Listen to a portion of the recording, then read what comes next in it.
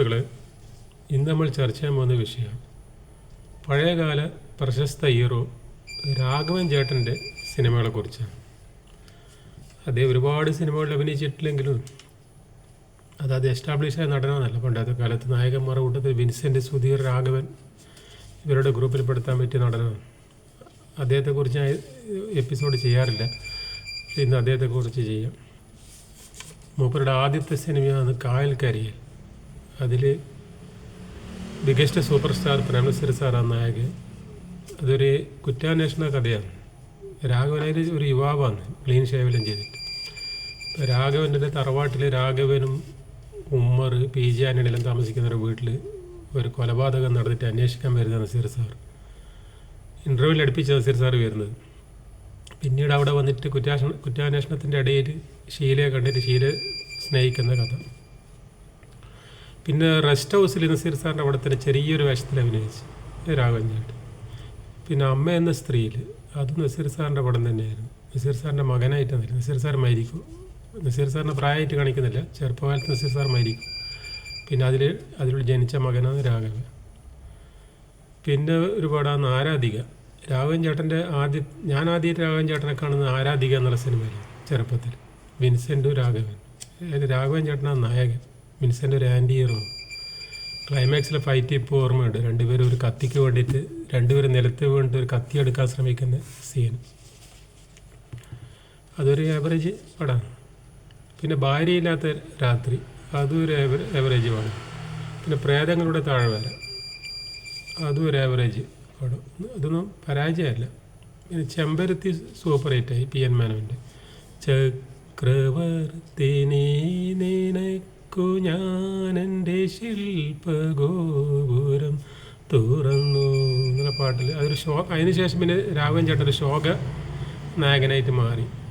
പിന്നെ വരുന്ന ഗായത്രി, അതിലാണ് സോമേട്ടൻ ആദ്യമായിട്ട് അഭിനയിച്ച് രാഘവനാണ് നായകൻ.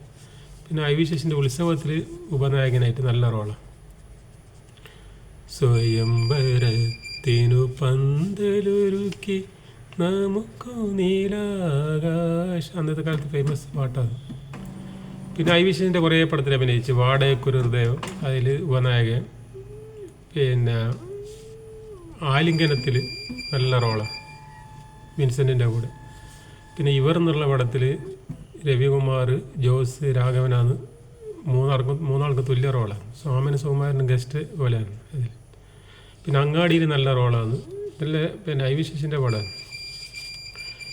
പിന്നെ IV ശശിൻ്റെ പടത്തിൽ തന്നെ കുറേ വരുന്നതെല്ലാം ചെറിയ ചെറിയ കുറച്ച് ഊഞ്ഞാലിൽ ഒരു വേഷം കിട്ടി. അങ്ങനെയെല്ലാം രാഘവൻ ചേട്ടന് വേഷം കിട്ടിയത് IV ശശിൻ്റെ പടത്തിൽ.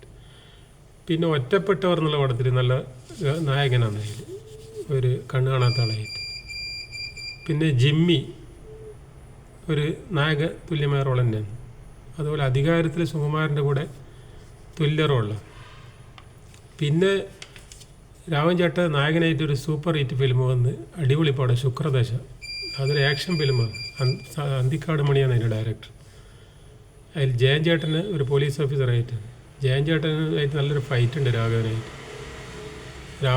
രാഘവൻ വേഷം മാറിയിട്ട് ഒരു ഇളനീർ കച്ചവടക്കാരൻ്റെ പോലെ കടപ്പുറത്ത് ഇളനീർ വിൽക്കുന്ന സമയത്ത് ജയൻ ചേട്ടനാട് വരും പോലീസ് ഓഫീസറായിട്ട്.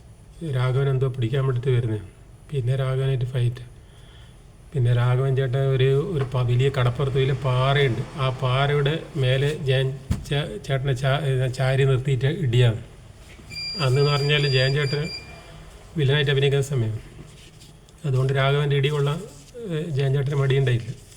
അതൊരു ശുക്രദശ. പിന്നെ അതിനുശേഷം ബലപരീക്ഷണത്തിൽ അന്തിക്കാട് മണി തന്നെയാണ്. അതൊരു തമിഴ് പടത്തിൻ്റെ റീമേക്കാണ്. ജമിനി ഗണേശൻ അഭിനയിച്ച റോളിൽ ഉമ്മറും ജയശങ്കറിൻ്റെ റോളിൽ രാഘവൻ അഭിനയിച്ച്. അതൊരു ആവറേജ് പടം. ശുക്രദശ ഹിറ്റാണ്. പിന്നെ മധുര 17 വിൻസെൻറ്റിൻ്റെ കൂടെ തുല്യ റോളിൽ, മധുര 17 സുധീറിൻ്റെ കൂടെ പിന്നെ നായകനാണ്. സുധീർ വില്ലനാണ് അതിൽ. പിന്നെ ഹരിഹറിൻ്റെ പടം. പിന്നെ മധുരം തിരുമധുരത്തിലാണ് പിന്നെ വിൻസെൻറ്റിൻ്റെ കൂടെ തുല്യ റോളിലുള്ളത്. പിന്നെ രാജപരമ്പര, അത് കണ്ണൂരിൽ ഞങ്ങളുടെ നാട്ടിൽ പിന്നെ ഒരു തളാപ്പ് എന്ന് പറഞ്ഞ സ്ഥലമാണ്. തളാപ്പ് അമ്പലത്തിൻ്റെ അകത്തുനിന്ന ഷൂട്ടിങ്. വിൻസെൻ്റ് ഒരു ബിരുദധാരിയാണ് അതിൽ. അപ്പം ജോലിയൊന്നും കിട്ടായിട്ട് അമ്പലത്തിൽ തൂപ്പുകാരൻ്റെ ജോലിക്ക് പിന്നെ നിൽക്കുന്നത്. അപ്പോൾ വിൻസെൻ്റ് തൂപ്പുകാരൻ്റെ വേഷത്തിൽ ഇങ്ങനെ ബ്രഷ് എടുത്ത് അടിച്ചു പോയിരുന്ന സമയത്ത് നമ്മൾ സ്കൂൾ വിട്ടിട്ട് വരുന്ന അപ്പോൾ നമ്മൾ ആ ഒരു പടത്തിൽ ചെറിയ രംഗത്ത് ഞാനുണ്ട്. നമ്മൾ സ്കൂൾ വിട്ടിട്ട് വരുമ്പോൾ നമ്മൾ അവിടെ പിന്നെ വിൻസെൻറ്റിൻ്റെ അടുത്ത് വിൻസെൻറ്റിന് ഒരു ലെറ്റർ കൊടുക്കുന്ന ഒരു സീനുണ്ട്. എൻ്റെ കയ്യിൽ ബുക്കുള്ളതുകൊണ്ട് ബുക്കിൻ്റെ ഉള്ളിൽ നിന്ന് ഒരു ലെറ്റർ എടുത്തിട്ട് വിൻസെൻറ്റിന് കൊടുക്കണം. അത് ജയവായിരുന്നു